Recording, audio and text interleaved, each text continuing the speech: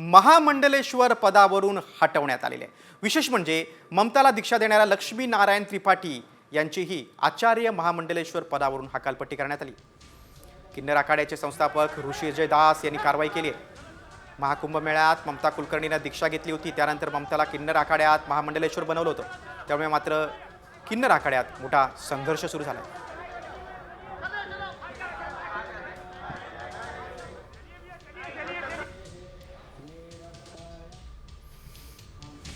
ममताचा काही दिवसांपूर्वीच पट्टाभिषेक पार पडला होता। संन्यास घेतल्यानंतर ममताला किन्नर आखाड्याचं महामंडलेश्वर पद दिलं होतं।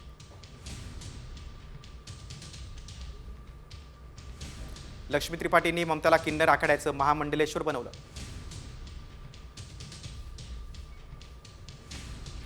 लक्ष्मी त्रिपाठींनी सनातन धर्म आणि देशहिताचा विचार सोडल्याचा आरोप होतोय।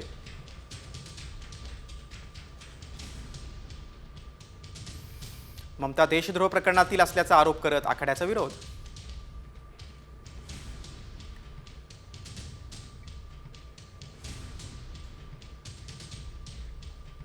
ममता कुलकर्णीला आता पदावरून हटवलेले आहे। किन्नर आखाड्याने ही मोठी कारवाई केलेली आहे। आता नवे महामंडलेश्वर कोण असणार याची उत्सुकता आहे। महामंडलेश्वर पदावरून ममता कुलकर्णीची हकालपट्टी केलेली आहे। लक्ष्मी त्रिपाठी ज्यांनी नियुक्ती केली होती त्यांच्यावर देखील कारवाई झालेली आहे। किन्नर आखाड्याच्या संस्थापकांनी ही कारवाई केलेली आहे। काही दिवसांपूर्वीच ममता कुलकर्णीचा पट्टाभिषेक पार पडला होता। त्यानंतर महामंडलेश्वर तिला पद दिलं होतं, मात्र त्यावरून मोठा वाद झाला होता। आणि आता लक्ष्मी त्रिपाठी यांची देखील हकालपट्टी झालेली आहे। किन्नर आखाड्याचे संस्थापक दास यांनी ही कारवाई केलेली आहे।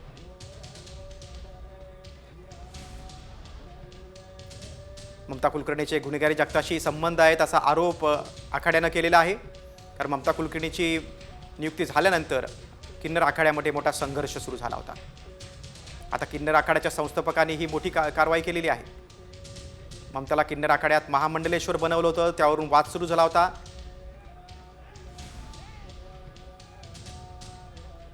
आता किन्नर आखाड्याचे संस्थापक ऋषी अजय दास यांनी कारवाई केलेली आहे।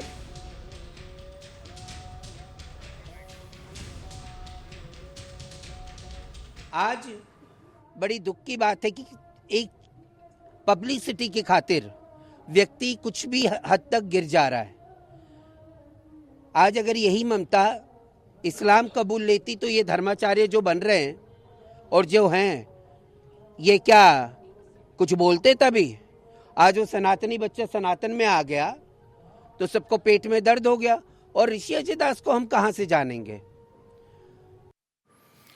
कुंभमेळ्यातल्या बातमीनंतर पुढची बातमी पुण्यातून। एका कार्यक्रमात राज ठाकरे आणि उपमुख्यमंत्री एकनाथ शिंदे हे एकत्र आलेले आहेत। बघा, पुण्यातील एक महत्त्वाची घडामोड आहे। आता दोन्ही नेत्यांमध्ये काय संवाद होतो का ते बघणं महत्त्वाचं आहे। कारण विधानसभा निवडणुकीच्या वेळेला राज ठाकरे आणि एकनाथ शिंदे यांच्यामध्ये दुरावा निर्माण झाला होता। अमित ठाकरे यांच्या विरोधात शिवसेनेने उमेदवार दिल्यामुळे राज ठाकरे नाराज झाले होते। आणि आता आपण बघतोय की राज ठाकरे आणि एकनाथ शिंदे एकत्र आलेले आहेत। एकाच वाहनातून त्यांचा प्रवास आहे। पुण्यातील एका कार्यक्रमात हे दोन्ही नेते एकत्र आलेत। विधानसभा निवडणुकीनंतर पहिल्यांदाच एकत्र आलेत। माहीममधील जो वाद झाला होता विधानसभा निवडणुकीतला, त्या वादानंतर हे प्रथमच एकत्र आलेले आहेत। त्यामुळे आता या दोन नेत्यांमध्ये काय संवाद होतो का याची उत्सुकता आहे। पुण्यातील एका कार्यक्रमातील हे दृश्य आहे। विधान मतदारसंघातून राज ठाकरेंचे पुत्र अमित ठाकरे हे निवडणुकीच्या रिंगणात उतरले होते। त्यावेळी शिवसेनेने उमेदवार दिला होता।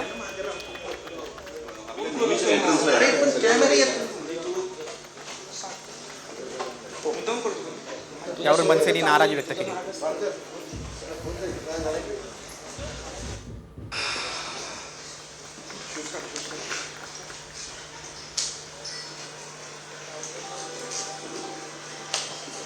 विधानसभा निवडणुकीतील माहीमधील वादानंतर आता हे दोन्ही नेते पुण्यामध्ये एका कार्यक्रमात एकत्र आलेले आहेत। दोघांमध्ये आता काय संवाद होतो का ते बघणं खूप महत्त्वाचं आहे।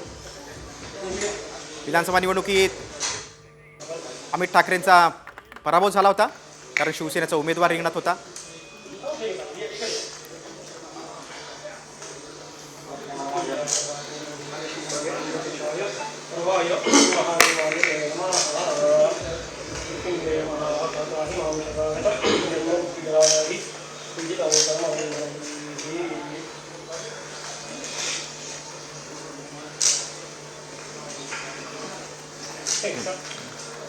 आपण बघतो हे खूप दृश्य बोलकं आहे. काय नवीन राजकीय समीकरणं जुळतात का हे देखील बघणं महत्त्वाचं आहे. एकीकडे कारण उद्धव ठाकरे आणि भाजपची जवळीक वाढलेली आहे आणि दुसरीकडे आपण बघतोय की एकनाथ शिंदे आणि राज ठाकरे एका कार्यक्रमात एकत्र आले. त्यामुळे काय या निमित्तानं काय नवीन समीकरणं जुळणार का राज्यात याची देखील आता उत्सुकता आहे आणि त्या दृष्टीने चर्चा देखील सुरू झालेली आहे. कारण एकीकडे चंद्रकांत पाटील आणि उद्धव ठाकरे मधला संवाद चर्चेचा विषय होता आणि दुसरीकडे पुण्यातील हे दृश्य आपण पाहतोय. पुण्यातल्या बातमीनंतर आता राज्यभरातल्या आणखी काही घडामोडींचा आपण वेगवान आढावा घेणार आहोत टॉप 5 मधून. सुरुवातीला बीडमधल्या काही बातम्या. 53 दिवसापासून आपल्याला टार्गेट केले जाते. संकटाच्या काळात भगवान गड पाठीशी उभं राहिल्याचं धनंजय मुंडेंनी म्हटलंय. सरपंच संतोष देशमुखांच्या मारेकऱ्यांना फासावर लटकवणं गरजेचं असल्याचं देखील त्यांनी म्हटलंय. नामदेव शास्त्रींकडून धनंजय मुंडेंची पाठराखण करण्यात आले. जाणीवपूर्वक धनंजय मुंडेंना टार्गेट केलं जातंय. मुंडेंची गुन्हेगारी पार्श्वभूमी नाही तरी त्यांना गुन्हेगार ठरवलं जातंय अशी प्रतिक्रिया नामदेव शास्त्रींनी दिली.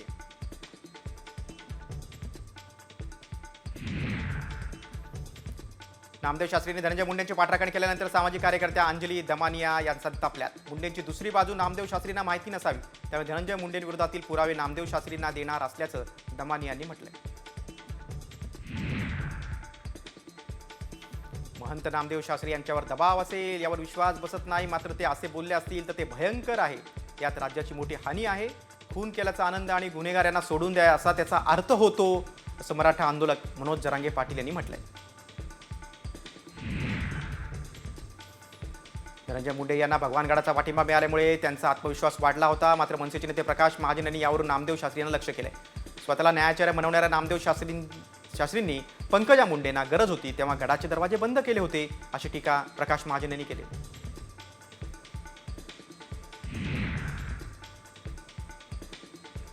आता पाहूया जीबीएस संदर्भातील टॉप 5 बातम्या. जीबीएस आजारानं पिंपरी चिंचवड शहरात पहिला बळी घेतलाय. पिंपळे गुरुमध्ये राहणाऱ्या 36 वर्षीय तरुणाचा मृत्यू झाला. 21 जानेवारीपासून या तरुणावर उपचार सुरू होते. पुण्यात गुरुवारी जीबी सिंड्रोमचे 3 नवे रुग्ण आढळले. त्यामुळे बाधित रुग्णांची संख्या 130 वर पोहोचली. त्यातील 20 रुग्ण व्हेंटिलेटरवर उपचार घेत आहेत. जीबीएसमुळे आतापर्यंत 3घांचा मृत्यू झाल्याचं आरोग्य विभागानं सांगितलंय. पुणे जिल्ह्यात पाणी पुरवणाऱ्या 15 बोरवेल केंद्राच्या पाण्यात ई कोलाय नावाचा विषाणू आढळून आलाय. धायरी, किरकटवाडी, नांदेडगाव आणि डीएसके विश्व या परिसरात सर्वाधिक जीबीएसचे रुग्ण आहेत. त्यामुळे मनपाकडून या परिसरात पाणी पुरवठा करणाऱ्या टँकरची तपासणी करण्यात आली होती. तर या पाण्यात ई कोलाय विषाणू आढळून आलाय. पुण्यात जीबी सिंड्रोमचा उद्रेक 9 जानेवारीपासून सुरू झाला. त्यानंतर आता 3 आठवड्यानंतर आरोग्य विभागानं मार्गदर्शक सूचना जाहीर केली.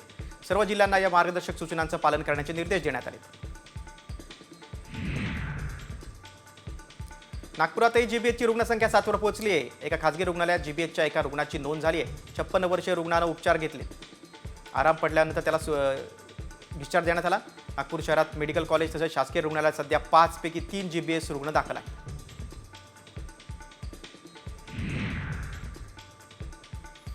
आता पाहूयात मुंबईतील टॉप 5 बातम्या. मुख्यमंत्री देवेंद्र फडणवीसांनी मंत्र्यांना कामकाजाचं वेळापत्रक ठरवून दिलं. त्यानुसार सर्व मंत्री सोमवार ते बुधवार मुंबईमध्ये राहणार आहेत. गुरुवार ते शुक्रवार राज्यभरात विभागाच्या कामाचा आढावा बैठक घेतील. शनिवार आणि रविवारी आपल्या मतदारसंघातील प्रश्न मार्गी लागणार आहेत.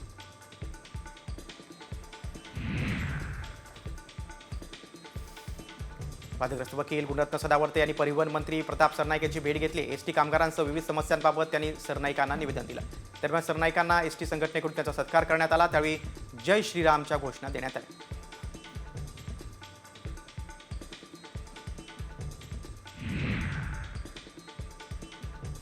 काँग्रेसचे आमदार रवींद्र धंगेकरांनी उपमुख्यमंत्री एकनाथ शिंदेची भेट घेतल्यानं चर्चेला उधाण आलंय. मात्र आपण एकनाथ शिंदेना कामानिमित्त भेटलो असं धंगेकरांनी साम टीव्हीशी बोलताना सांगितलंय. त्यामुळे सध्या तरी धंगेकरांच्या पक्षांतराच्या चर्चेवर पूर्णविराम लागलेला आहे.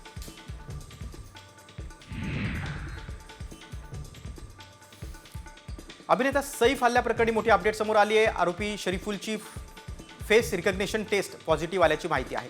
सीसीटीव्हीमध्ये दिसणाऱ्या आरोपीचा चेहरा आणि शरीफुलचा चेहरा मॅच झालाय. त्यावेळी सैफ अली खानवर हल्ला करणारा आरोपी शरीफुलच असल्याचा दावा पोलिसांनी केलाय.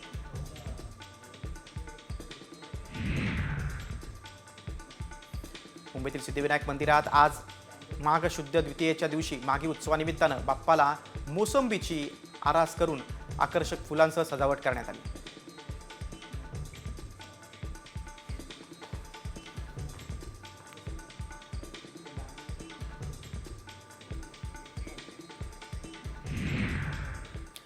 टॉप फायनल आता छगन भुजबळांच्या एका महत्त्वाच्या विधानाकडे बोलूया. राज्यपाल होणं म्हणजे तोंडाला कुलूप लावणं असं म्हणत माजी मंत्री छगन भुजबळांनी राज्यपाल पदाला स्पष्ट नकार दिलाय. पुण्यातील एका मुलाखतीत राज्यपाल पदावरून छगन भुजबळांना प्रश्न विचारण्यात आला होता. त्यावर भुजबळांनी स्पष्ट शब्दात नकार दिलाय. दरम्यान छगन भुजबळ नेमके काय म्हणाले ते आपण पाहूया. म्हणजे माझ्या तोंडाला कुलूप लावायचा प्रकार आहे. अहो राज्यपाल म्हणून करू काय मी? माझं काम आहे गोरगरिबांचं जे आहे जिथे अडचण आहे त्यांच्यासाठी भांडणं. राज्यपाल होऊन मी भांडू शकणार आहे का? बोलू शकणार आहे का? मी काय राज्यपाल पदाचा काही अपमान करू इच्छित नाही. तो मोठंच पद आहे बाबा. नाही तर म्हणून परत राज्यपाल पदाचा अपमान केला मला नाही. पण राज्यपाल पद म्हणजे जे आहे ह्या ज्या गोष्टी मला करायच्या आहेत करू इच्छितो आहे ओबीसीचं आणि भटक्या विमुक्तांचं आरक्षण आणि संरक्षण ते मी नाही करू शकणार नाही. त्यामुळे मी हे आहे असा मोकळा तर ठीक आहे. छगन भुजबळांच्या या महत्त्वाच्या विधानानंतर आपण पुण्यातील टॉप 5 बातमी पाहूया. मुख्यमंत्री देवेंद्र फडणवीसांनी पुन्हा येईनचा नारा दिलाय. विश्व मराठी साहित्य संमेलनाचं आज त्यांच्या हस्ते उद्घाटन झालं. त्यावेळी त्यांनी विश्व मराठी संमेलन होईल तेव्हा पुन्हा येईल असे म्हणाले.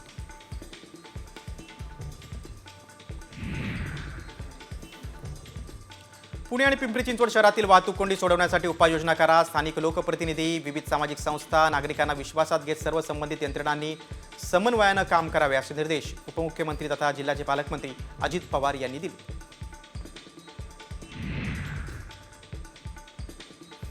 पुण्यात मॉर्निंग वॉकसाठी गेलेल्या ज्येष्ठ महिलेची सोन्याची चैन हिसकावणाऱ्या तरुणाला अटक करण्यात आली आहे. पुण्यातील अलंकार पोलीस ठाण्याच्या हद्दीत पहाटेच्या वेळी ज्येष्ठ महिलेची सोन्याची चैन एकानं हिसकावली होती. घटनेचा व्हिडिओ व्हायरल झाल्यानंतर मंत्री चंद्रकांत पाटील यांनी स्वतः पोलीस ठाण्यात या प्रकरणी भेट दिली.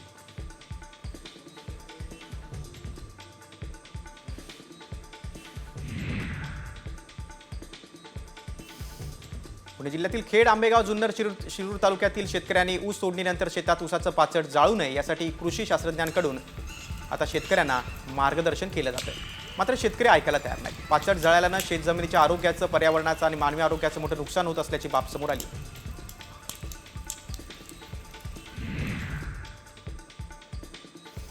इंदापूर तालुक्यातील तक्रारवाडीमध्ये विद्युत वाहक डीपीनं अचानक पेट घेतला. त्यामुळे तक्रारवाडी परिसरात मोठ्या प्रमाणात आगीचे लोट पाहायला मिळाले. गुरुवारी रात्री 10:30 ते 11च्या सुमारास ही आग लागली.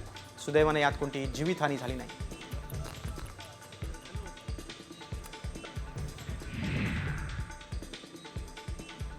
आता पाहूयात विदर्भातील टॉप 5 बातम्या. नागपुरातील रिंग रोडवर दुभाजकामध्ये असलेली अशोकाची झाडं विना परवानगी कापण्यात आली आहेत. या प्रकरणी पर्यावरणप्रेमींकडून राणा प्रतापनगर पोलीस स्टेशनमध्ये अज्ञात व्यक्तीविरोधात गुन्हा दाखल झालाय.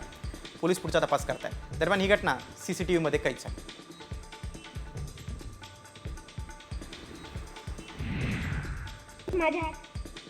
वर्ध्याच्या हिंगणघाट येथील जिल्हा परिषद उच्च प्राथमिक शाळेतील शिक्षकांमध्ये चांगलीच हाणामारी झाली. नंतर शिक्षकांनीच विद्यार्थ्यांना क्षुल्लक कारण पुढे करून मारहाण केली. या घटनेतील पीडित मुलांचा व्हिडिओ सोशल मीडियावर व्हायरल झालाय. शिक्षण विभागात या घटनेमुळे खळबळ उडाली.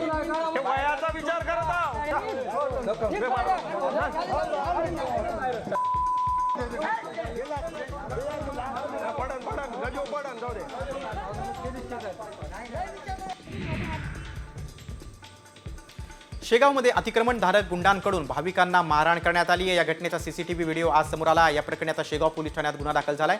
पोलिसांनी तिघांना अटक केली.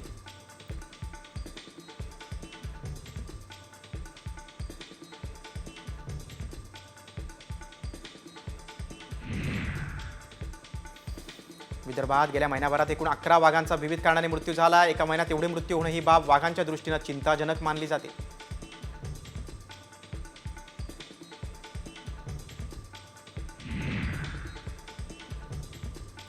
यवतमाळ जिल्हा नियोजन समितीच्या पहिल्या बैठकीतच मंत्री, खासदार, आमदारांनी गुन्हेगारी आणि रेती तस्करीचा मुद्दा उचलून धरला. नियोजन समितीनं 659 कोटींच्या आराखड्याला मंजुरी दिली. वर्ष 2025-26 या आर्थिक वर्षाचं यात नियोजन राहणार आहे. शहरातील पाणी पुरवठ्याचा मुद्दा उपस्थित करण्यात आला.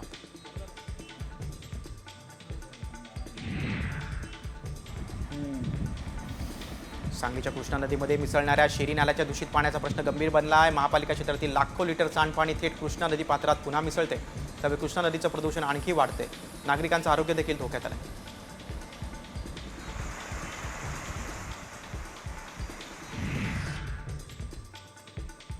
सांगलीच्या मिरज तालुक्यातील कवठेपिरांमध्ये 3 गाव्यांचा वावर कॅमेऱ्यामध्ये कैद झाला. या गाव्यांनी गावातील शेतात धुमाकूळ घातला. आता वन विभागाच्या पथकाकडून 3ही गाव्यांचा शोध सुरू आहे.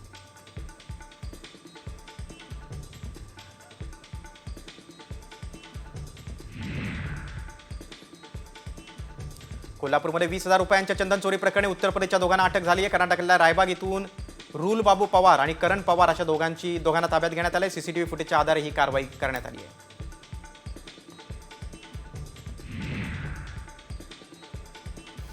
सांगलीच्या हरिपूरमध्ये म्हशी आणि रेडकू पळवण्याच्या अनोख्या शर्यती पार पडल्या. हरिपूर ग्रामपंचायतीनं विशाळी यात्रेच्या पार्श्वभूमीवर शर्यत आयोजित केली होती. या स्पर्धा पाहण्यासाठी सकाळपासूनच परिसरातील ग्रामस्थांनी गर्दी केली होती.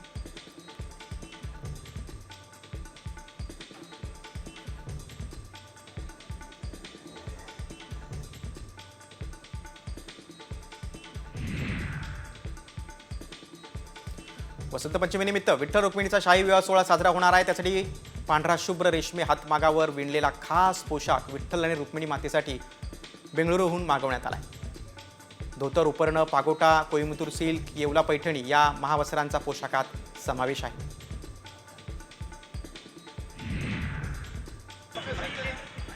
शालेय पोषण आहारात अंड्यांचा समावेश करावा या मागणीसाठी आमदार जितेंद्र आव्हाड आक्रमक झाले. ठाणे जिल्हाधिकारी कार्यालयात अंडी घेऊन आंदोलन केलं.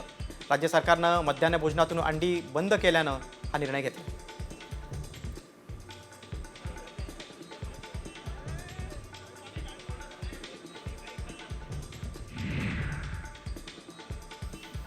रायगड जिल्ह्यातील कर्जतचे शिवसेनेचे आमदार महेंद्र थोरवे यांच्या अडचणीत वाढ झालेली आहे. कारण महेंद्र थोरवेंच्या आमदारकीला आव्हान देणारी याचिका मुंबई हायकोर्टानं स्वीकारली. अपक्ष उमेदवार सुधाकर घारेंनी ही याचिका दाखल केली. महेंद्र थोरवे यांनी खोटा प्रचार, डमी उमेदवार उभं करून विजय मिळवल्याचा सुधाकर घारेंचा दावा आहे.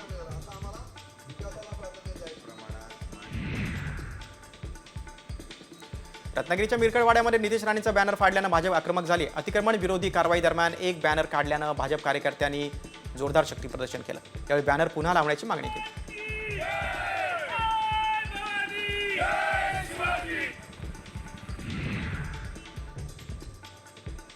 अंबरनाथमध्ये महिला आणि पुरुष शिक्षकांची शाळाबाहेरच फ्रीस्टाईल हाणामारी झाली आहे. शिक्षकानं शरीर सुखाची मागणी केल्यानं त्याला मारहाण केल्याचा शिक्षिकेचा दावा आहे. या प्रकरणी आता अंबरनाथ पोलीस ठाण्यामध्ये गुन्हा दाखल करण्यात आला आहे. मारहाणीची संपूर्ण घटना सीसीटीव्ही कॅमेऱ्यात कैद झाली.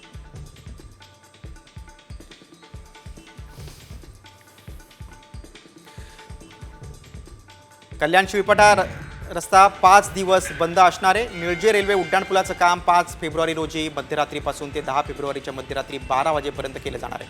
त्यामुळे या कालावधीत शिळपटा रस्त्यावर पलावा जंक्शनकडे येणारी सर्व वाहतूक बंद ठेवण्यात येणार.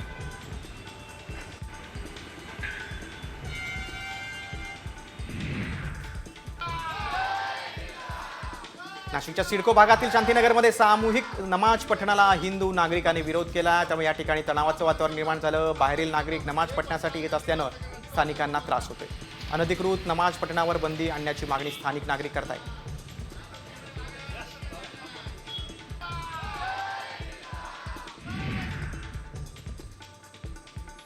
शनिवारी संपूर्ण नाशिक शहराचा पाणी पुरवठा बंद राहणार आहे. गंगापूर आणि मुकणे धरणावरील पंपिंग स्टेशनच्या विद्युत विषयक कामांसाठी वीज पुरवठा शनिवारी खंडित करण्यात येणार आहे. महापालिका प्रशासनानं नागरिकांनी काटकसरीनं पाणी वापरण्याचं आवाहन केलं.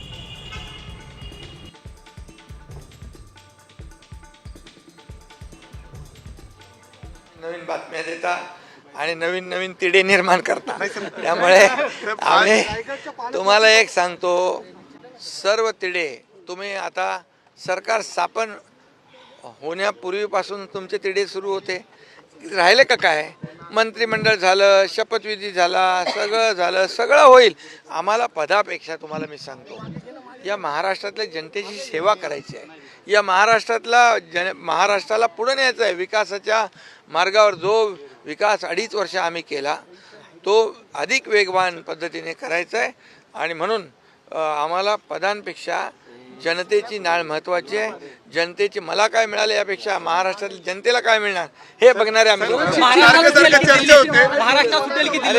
बरंच काम करतोय ना, बरंच शेट पण काम करताय रे बघा माझ्या मागे.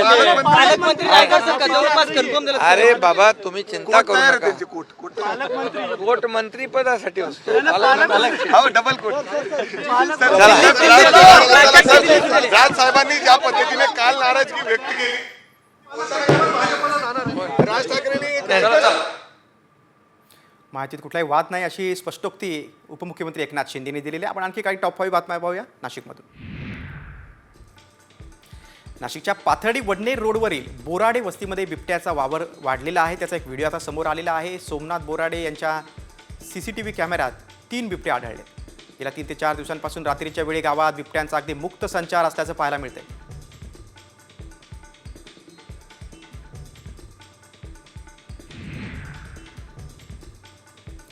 मनमाड मुंबई रेल्वे मार्गावर मनमाड जवळच्या रापली गेटला रेल्वे प्रशासनानं तयार केलेल्या अंडरपासमधील रस्त्याची दुरवस्था झालेली आहे. ठेकेदारांच्या अवजड वाहनांच्या वर्दळीमुळे रस्त्याला मोठे खड्डे पडलेले आहेत. संपूर्ण रस्त्याची चाळण झाली. हा रस्ता लवकरात लवकर दुरुस्त करण्याची मागणी होती.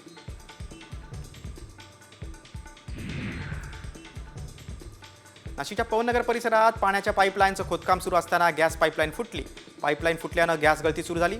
या गळतीमुळे वाहतूक वळवण्यात आलेली आहे. आता गॅस गळती बंद करण्याचे प्रयत्न सुरू आहेत.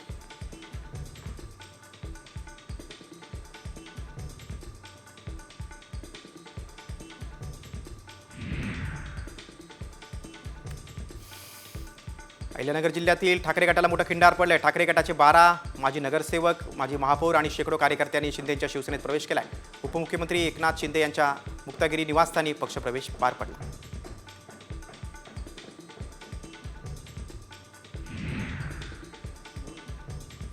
भाजपचे मंत्री गिरीश महाजन आणि राष्ट्रवादी शरद पवार गटाचे आमदार एकनाथ खडसे यांच्यातील राजकीय वैर सर्वश्रुत आहे. या दोघांमध्ये मनोमिलन घडून आणण्याचा प्रयत्न एकनाथ खडसे यांची सून रक्षा खडसे यांनी गेल्या अनेक महिने केला होता. मात्र अद्यापही त्यात यश न आल्यानं रक्षा खडसे यांनी आता दोघांच्या मनोमिलनातून हात झटकल्याचा प्रकार समोर आलाय.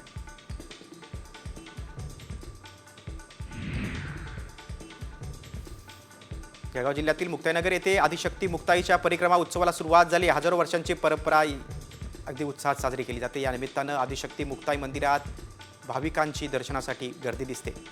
मुक्ताईनगर पंचक्रोशी टाळ मृदुंगाचा गजर सुरू आहे.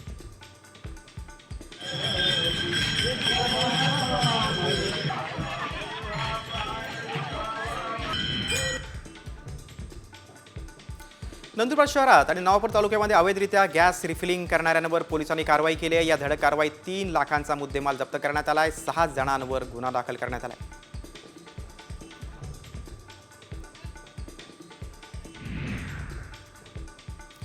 विदेशातल्या पालेभाज्या आता भारतात सुद्धा पिकवल्या जात आहेत. नंदुरबार जिल्ह्यातील कृषी विज्ञान केंद्रात या विदेशी पालेभाज्यांचा यशस्वी प्रयोग करण्यात आलेला आहे. लाल मुळ्याची शेती कृषी विज्ञान केंद्रात प्रायोगिक तत्वावर करण्यात आली. या मुळ्याची चव देखील पांढऱ्या मुळ्यासारखीच असते.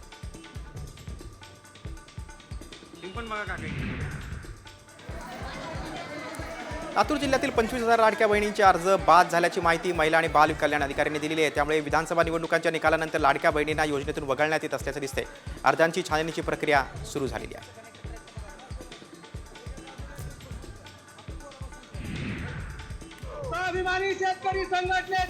शेतकऱ्यांच्या कर्जमाफीसाठी स्वाभिमानी शेतकरी संघटनेने जिल्हाधिकारी कार्यालयासमोर धरणं आंदोलन केलेलं आहे. जालन्यामध्ये पीक विम्याची अग्रिम रक्कम आणि अतिवृष्टीचं अनुदान मंजूर होऊन देखील ते शेतकऱ्यांना अजून दिलेलं नाही. त्या मागण्यासाठी स्वाभिमानी शेतकरी संघटनेनं आंदोलन केलं.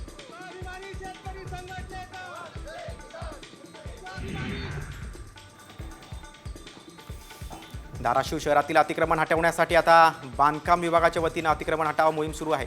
शहरातील मुख्य रस्ते असलेल्या आयुर्वेदिक महाविद्यालय ते तेरणा महाविद्यालयापर्यंतचं अतिक्रमण हटवलं जाते. पहिल्याच दिवशी 200 अतिक्रमण हटवण्यात आले.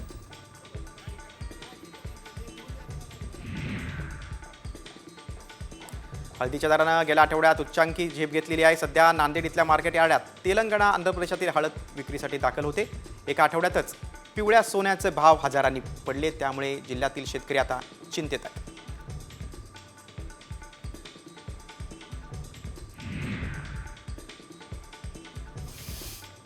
हिंगोलीमध्ये भरधाव ऑटो रिक्षातून 3 विद्यार्थिनी कोसळल्याची घटना घडली आहे. या अपघातात एका विद्यार्थिनीचा मृत्यू झाला तर 2 विद्यार्थिनी गंभीर जखमी आहेत. आश्चर्याची बाब म्हणजे रिक्षाचं नुकसान अथवा रिक्षाचालकाला मात्र कुठलीच इजा झाली नाही. पोलिसांनी या रिक्षाचालकाला ताब्यात घेतलंय.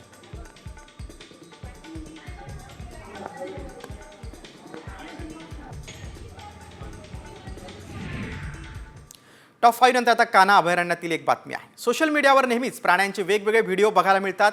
असाच 2 वाघांच्या संघर्षाचा एक व्हिडिओ आता समोर आलेला आहे. मध्य प्रदेशच्या कान्हा अभयारण्यातील हा व्हिडिओ आहे. पर्यटकांनी जंगल सफारी दरम्यान तो काढलेला आहे.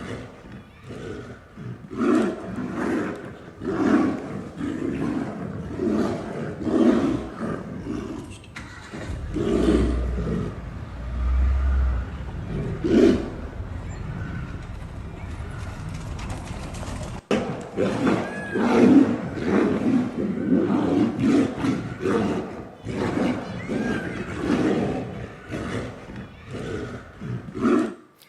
पुढच्या बातमीकडे. अभिनेता सैफ हल्ला प्रकरणी आता मोठी अपडेट समोर आलेली आहे, कारण आरोपी शरीफुलची फेस रिकग्निशन टेस्ट ही आता पॉझिटिव्ह आल्याची माहिती आहे. सीसीटीव्हीमध्ये दिसणाऱ्या आरोपीचा चेहरा आणि शरीफुलचा चेहरा आता हा मॅच झालाय.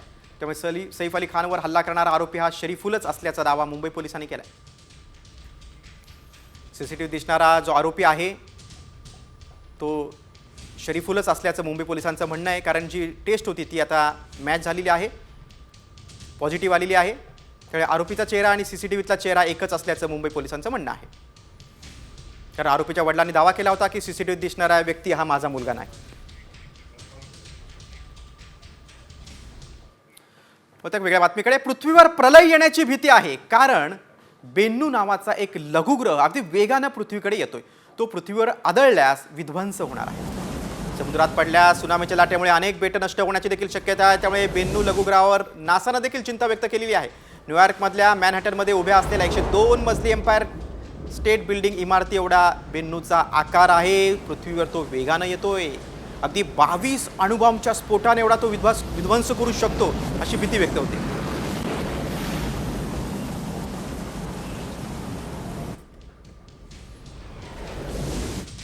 बघा, पृथ्वीवर बेन्नूचा प्रलय. 22 अणुबॉम्बच्या स्फोटाने एवढा विध्वंस होणार.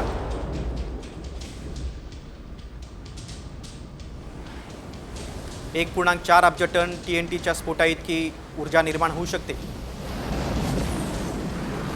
जवळपास 1000 किलोमीटरपर्यंत काही शिल्लक राहणार नाही अशी शक्यता आहे. दाट लोकवस्तीत लघुग्रह आदळल्यास लाखो लोकांच्या मृत्यूची भीती व्यक्त होते.